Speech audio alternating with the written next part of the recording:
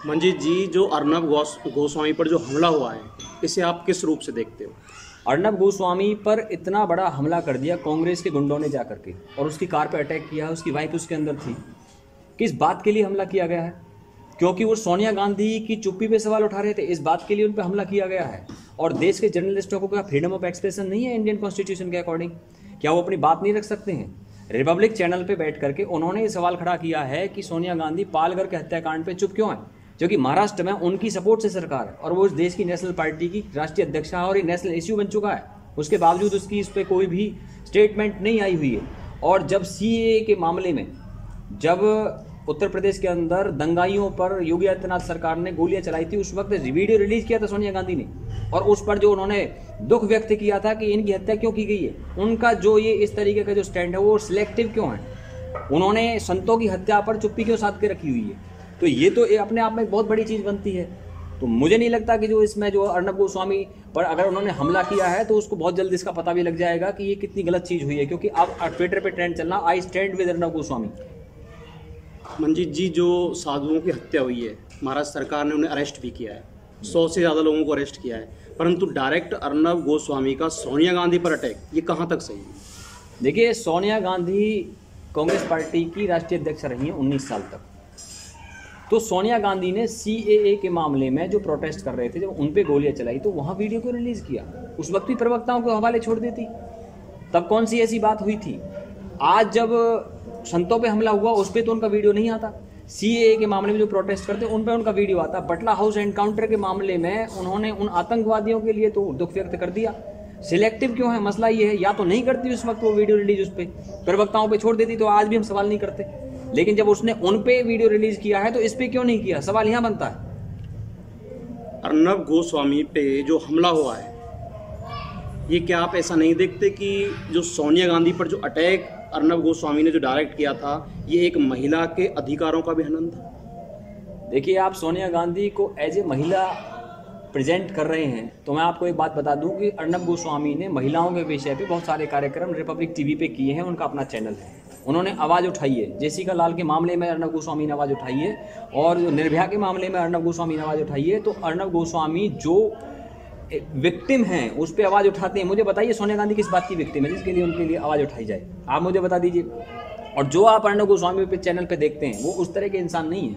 मेरी जो उनसे इंटरेक्शन है, जितना मैं उन्हें जानता हूँ, उनका बैकग्राउंड आप चेक कीजिए अर्नब गोस्वामी का। अर्नब गोस्वामी के पिताजी आर्मी में कर्नल थे, और जो है भारत की आर्मी की सेवा अर्नब गोस्वामी के पिताजी ने की है, जबकि सोनिया गांधी के पिताजी हिटलर की आर्मी में काम करते थे। आप फर्क देखिए, एक बंदे के पिताजी भारत की आर्मी की सेवा करते हैं और एक सोनिया गांधी के पिताजी हिटलर की आर्मी में थे, जिन्होंने 46 लाख यहूदियों की जर्मनी में डायरेक्ट हत्या की थी, डायरेक्ट एक्शन लिया था, उस आर्मी का हिस्सा थे वो।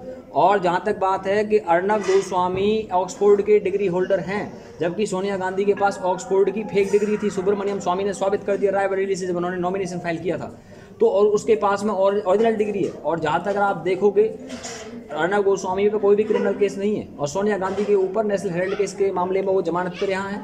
और ऑगस्टा वेस्टलैंड के मामले में सुब्रमण्यम स्वामी ने भारत की पार्लियामेंट के अंदर खड़े होकर बोला है कि Sonia Gandhi is the main accused in Agusta Westland deal. हमने नहीं कहा। इटली के मिलान कोर्ट ने ऑर्डर दिया जिसमें चार इंडियंस के नाम है, उसमें सिग्नोरा गांधी लिखा है। सिग्नोरा गांधी क्यों लिखा है? क्योंकि सिग्नोरा इटालियन लैंग्वेज में श्रीमती को कहते हैं, तो वहाँ लिखा श्रीमती गांधी। मुझे बताइए ऑगस्टा वेस्टलैंड के मामले में श्रीमती गांधी कौन है? वहाँ पे एपी का नाम लिखा है, एपी मतलब अहमद पटेल का नाम है उसमें। तो ये बहुत क्लियर। भारत की संसद 3 दिन तक बंद रही थी सुब्रमण्यम स्वामी के ये बयान को जो उसमें कोट करने पे, जो कि इटली के कोर्ट का बयान उन्होंने कोट किया था, उस पर भी 3 दिन तक भारतीय संसद बंद कर दी थी। और आज एक जर्नलिस्ट, एक जर्नलिस्ट देश के लिए लड़ रहा है, उस मामले पे आप जो है इस तरह का स्टैंड ले रहे हो। 200 एफआईआर दर्ज हो गई है अब तक कांग्रेस स्टेटों में, और सुप्रीम कोर्ट ने आज वो सारी की सारी एफआईआर रद्द कर दी है। तो आपका मतलब है कि जो सोनिया गांधी साधुओं की हत्या पर सिलेक्टिव मोड में है? ऑब्वियसली सोनिया गांधी, अगर किसी पादरी की इस देश में हत्या होती, इस देश के अंदर यदि किसी मौलवी की हत्या होती, इस देश के अंदर यदि कहीं पर भी कोई प्रोटेस्ट जो है ईसाई मुस्लिम कम्युनिटीज़ करती, तो यकीनन तौर पर सोनिया गांधी उसमें जो स्टैंड लेती वो स्टैंड सबके सामने, क्योंकि वो कर चुकी हैं इस मामले में। या तो वो कांग्रेस पार्टी कहते हैं कि वो हिंदू संतों के लिए बनी ही नहीं है, वो केवल जो है इनके लिए ही बनी हुई है, या तो लिख दें उस कांग्रेस इंडियन नेशनल कांग्रेस के बजाय लिख दें कि ये जो है एंटी हिंदू कांग्रेस है। आप बता ही दें इस बात को खुल करके। इसमें आप जो सिलेक्टिव हो तो उसमें सामने आ जाइए आप इस चीज़ में। तो ये मैं समझता हूँ कि संदीप जी जो भी सवालात हैं, अर्नब गोस्वामी जैसे निहत्थे व्यक्ति पर हमला करना ये कांग्रेस की तुच्छ सोच का प्रदर्शन है, और उन्होंने ये फर्स्ट टाइम नहीं किया, इससे पहले वो इस तरह की चीज़ें बहुत पहले से करते आ रहे हैं, आज से नहीं है। और उनका इस तरह का रिकॉर्ड रहा है, उनका ट्रैक रिकॉर्ड रहा है। कांग्रेस के अंदर कितने लोगों की रहस्यमय मौत हुई है, माधवराव सिंधिया की रहस्यमय मौत हुई है, उसके अंदर राजेश पायलट की रहस्यमय मौत हुई है, और यहाँ तक कि सुब्रमण्यम स्वामी का तो ये भी कहना कि राजीव गांधी की हत्या में भी जो सस्पेक्टेड है उनमें सोनिया गांधी का नाम भी है, क्योंकि नलिनी जो है उसकी मेन एक्यूज उससे मिलने के लिए प्रियंका गांधी को भेजा था। तो इन सब चीज़ों में मैं ना जाते हुए सिर्फ इतना ही कहूँगा कि एक जर्नलिस्ट के लिए इस देश के जर्नलिस्टों को खड़ा होना चाहिए, इस देश की जुडिशरी को खड़ा होना चाहिए, इस देश की जो सरकार है उसको उसे सिक्योरिटी देनी चाहिए, बजाय से कि आप जो पालघर में जो हत्याकांड हुआ उसको कंडेम करने के बजाय आप एक जो आवाज़ उठाता है आप उसी मैसेंजर को ही शूट कर रहे हैं। तो बस मैं इतना ही कहूँगा। और जहाँ तक बात है, एक घातक फिल्म के अंदर एक डायलॉग था कि दिखाया था ताम्रपत्र, क्यों लड़े आप देश के लिए, क्यों लड़े आप देश की आज़ादी के लिए, क्या मिला आपको इस देश की आज़ादी से? ये फ्रीडम ऑफ एक्सप्रेशन है क्या? मुझे बताइए, लोकतंत्र की डायरेक्ट हत्या नहीं है क्या ये? तो बस मेरे तो इसमें इस तरह के विचार हैं। और जितना मैं अर्नब को जानता हूँ बहुत ही इमोशनल पर्सन है।